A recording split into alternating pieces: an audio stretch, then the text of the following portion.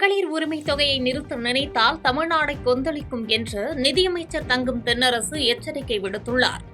இன்றைய சட்டசபையில் உரையாற்றிய அமைச்சர் தங்கம் தென்னரசு மகளிர் உரிமை தொகையை நிறுத்த முற்பட்டால் தமிழ்நாடே கொந்தளிக்கும் என்றும் அந்த கொந்தளிப்பு இருக்கும் வரை தமிழ்நாட்டை ஸ்டாலின் ஆள்கிறார் என்றே அர்த்தம் என குறிப்பிட்டார். மேலும் தமிழ்நாட்டில் 1.31 கோடி மகளிருக்கு ரூபாய் 5,000 உதவித்தொகை வழங்கியுள்ளார் முதலமைச்சர் ஸ்டாலின் என்றும் பெருமிதம் கொண்டார்.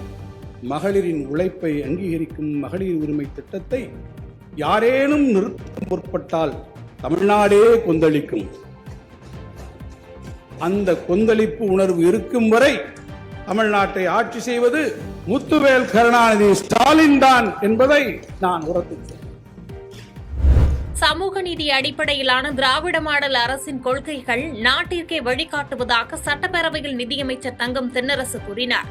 சட்டப்பேரவை நிகழ்வில் பேசிய அவர், திராவிட மாடல் அரசானது சமூக நீதியை காப்பதற்காக என்றென்றும் போராடும் என்றும் சமூக நீதிக்கு பங்கம் வரும்போதெல்லாம் தமிழ்நாடு உரத்த குரல் கொடுக்கும் என்றார். மேலும் மெட்ரோ ரயில் திட்டம், ஜல்ஜீவன் திட்டத்திற்கு நிதி தருவதை மத்திய பாஜக அரசு நிறுத்தி வைத்துள்ளதாக குற்றம் சாட்டிய அமைச்சர், தமிழ்நாடு வளர்ந்த நாடுகளான தென்கிழக்கு ஆசிய நாடுகளுடன் போட்டி போடுவதாக கூறினார். இந்த நிகழ்வு இன்னும் ஒரு உண்மையையும் உணர்த்தி செல்கிறது. சுயமரியாதை திருமணம், சட்ட அதிகாரம், இருமொழி கொள்கை, அதேபோல நம் மாநிலத்தின் பெயர் தமிழ்நாடு என்று சூட்டி இவற்றுக்கு ஏதேனும் பங்கம் வந்தால், பாதகம் வந்தால் மக்கள் கொந்தளித்து விடுவார்கள் என்ற அச்சம் அனைவருக்கும் ஏற்படும். அந்த அச்சம் இருக்கும் வரை இந்த நாட்டை ஆள்வது பேரறிஞர் அண்ணாதான் என்று உரக்கச் சொன்னாரே, அதைப் போல சமூக நீதிக்கு எப்போதெல்லாம் பங்கம் வருகிறதோ அப்போதெல்லாம் தமிழ்நாடு புறத்து குரல் கொடுக்கும். திராவிட மாடல் ஆட்சியில் ஒரு விவசாயி கூட தற்கொலை செய்யவில்லை என்று அமைச்சர் எம்.ஆர்.கே. பன்னீர்செல்வம் தெரிவித்தார். அதிமுக ஆட்சியில் தோல்வி நிர்வாகத்தால் 102 உழவர்கள் தற்கொலை செய்து கொண்டதாக சட்டப்பேரவையில் கூறிய அமைச்சர் எம்.ஆர்.கே. பன்னீர்செல்வம், உழவர்களுக்கான திட்டங்களுக்கு முதலமைச்சர் ஸ்டாலின் கூடுதல் கவனம் செலுத்தி வருகிறார் என்றார். மேலும் இயற்கை பேரிடர் பாதிப்பின் போது விவசாயிகளை நேரில் சந்தித்து கோரிக்கைகளை கேட்டறிந்தவர் முதலமைச்சர் ஸ்டாலின் என்றும், விவசாயிகளின் கருத்தை கேட்டு பட்ஜெட்டில் திட்டங்களை அறிவிப்பதால் விவசாயிகள் திமுக ஆட்சியில் மகிழ்ச்சியாக உள்ளதாக குறிப்பிட்டார். அவர்களோட ஆட்சியிலே வேளாண் துறை பட்ஜெட்டுக்கு நிதி என்பது கிடையாது, டிமாண்ட், மானிய கோரிக்கை. இந்த மானிய கோரிக்கை கருத்தும் கேட்கறதுல ஒன்றும் கேட்கறதா ஒன்றும் செய்யல.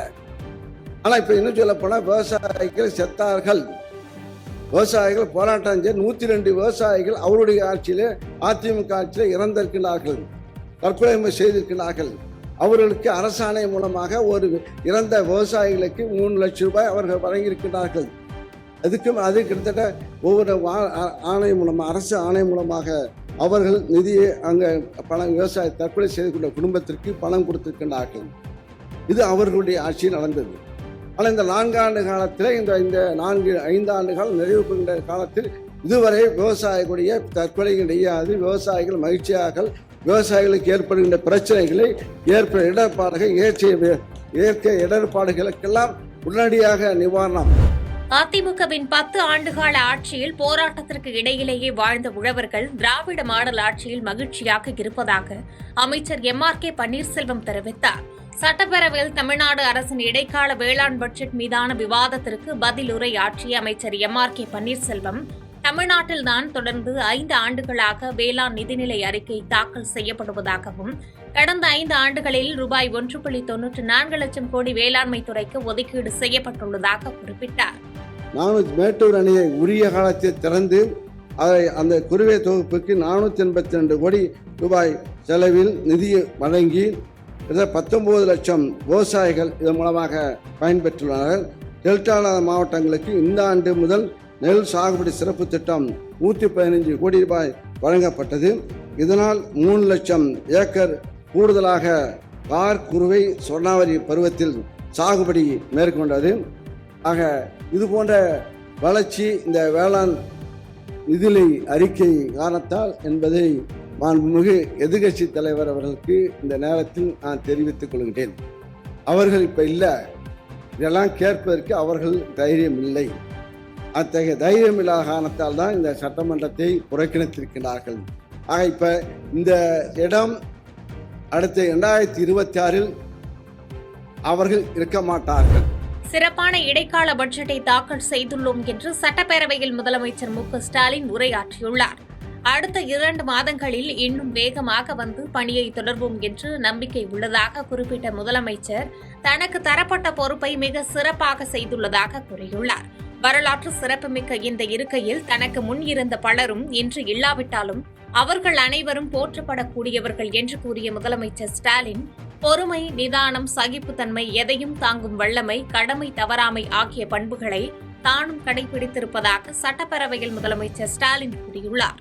வரலாற்று சிறப்புமிக்க இந்த இருக்கையில் எனக்கு முன்னர் அமர்ந்த பலரும் இன்றைக்கு நம்மிடையே இல்லாவிட்டாலும் அவர்கள் அனைவருமே போற்றப்படக்கூடியவர்கள்தான்.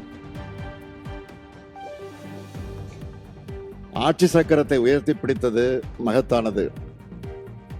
தலைமை பொறுப்பு உள்ளோருக்கும் பொறுமை, நிதானம், சகிப்புத்தன்மை, கால நேரம் பெறாது உழைத்திடும் பண்பு, தீர்க்கமாக முடிவெடுக்கும் திறன், எதையும் தாங்கும் வல்லமை, எல்லோரிடத்திலும் அன்பு, கருணையோடு இருத்தல், கடமை தவறாமை, ஊக்கத்தோடு செயலாற்றுதல் ஆகிய பண்புகள் நிச்சயம் தேவை.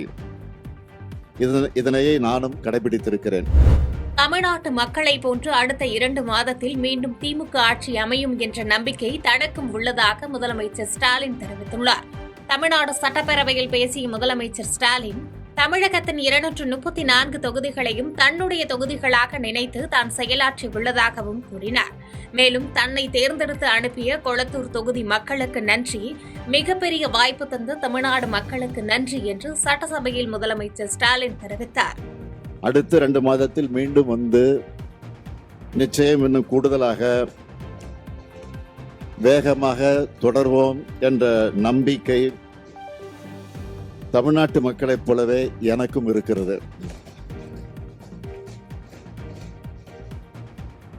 பகுத்தறிவு புகழ்வன் தந்தை பெரியாரின் சுயமரியாதை உணர்வும் சமூக நீதியும், பேரறிஞர் பெருந்தகை அறிஞர் அண்ணாவின் இன உணர்வும் மாநில சுயாட்சி கொள்கையும், தமிழின தலைவர் கலைஞரின் சிறப்பான நிர்வாகமும், தொலைநோக்கு பார்வையும் கொண்ட திராவிட மாடல் அரசை கடந்த 5 ஆண்டு காலத்தில் நடத்தி காட்டியிருக்கிறோம் என்ற மனநிறைவோடு நான் உங்கள் முன்னால் நின்று கொண்டிருக்கிறேன்.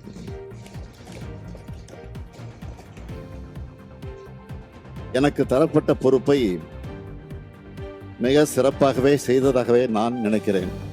செய்திகளை உடனுக்குடன் தெரிந்து கொள்ள கீழ்கண்ட கேபிள் மற்றும் டிடிஎச் நெட்வொர்க்குகளில் எம்நாடு செய்தி தொலைக்காட்சியை காணுங்கள்.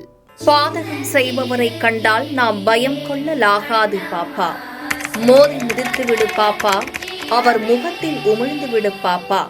அண்மை செய்திகளை உடனுக்குடன் தெரிந்து கொள்ள இணைந்திருங்கள் எம்நாடு தொலைக்காட்சியுடன்.